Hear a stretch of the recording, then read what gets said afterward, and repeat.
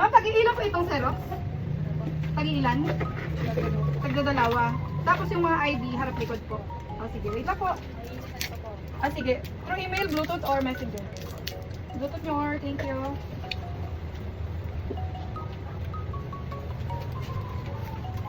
Pairam akong stapler nyo. Pagdadalawa daw.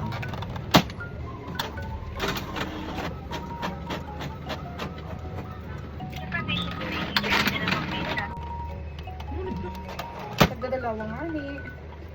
Ma'am, pawag ng birth certificate. Baka mawala.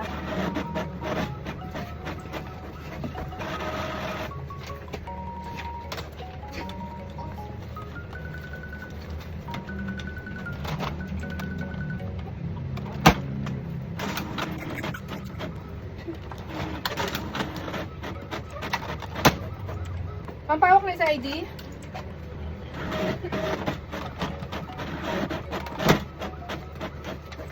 Ma'am, si Junior. Okay na ma'am, na Bluetooth mo?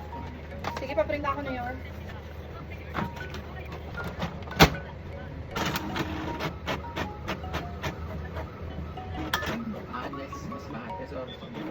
Sa PSA ma'am, 10. Tres lang naman yung black and white. Ilan na to? Dalawa din. Colored.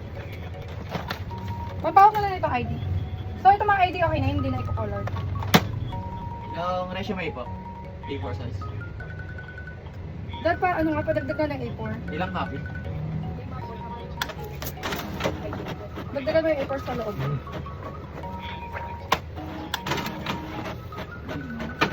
Sige, New York, go. May bad paper na. Colored. 22. Plus 20, 42. Diba? Yan lang ma'am, yung sinend mo. 117 lahat. Resume lang yan sa'yo na ma'am. Resume lang po sila. Meron pa. May pa. Pasend ko ulit. Isa lang nakasend. Sige ma'am, patry ulit. Yung 117, ano lang yung resume. 5 sets, go Nyor.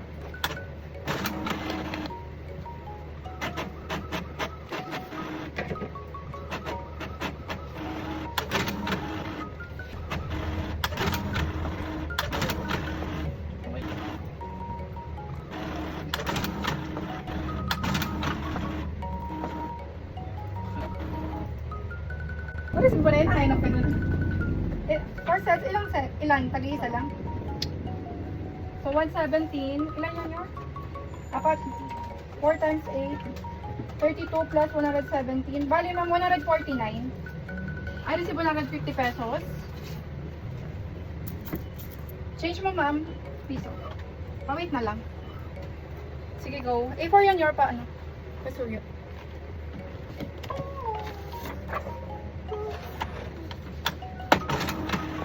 Sakto, galing ah.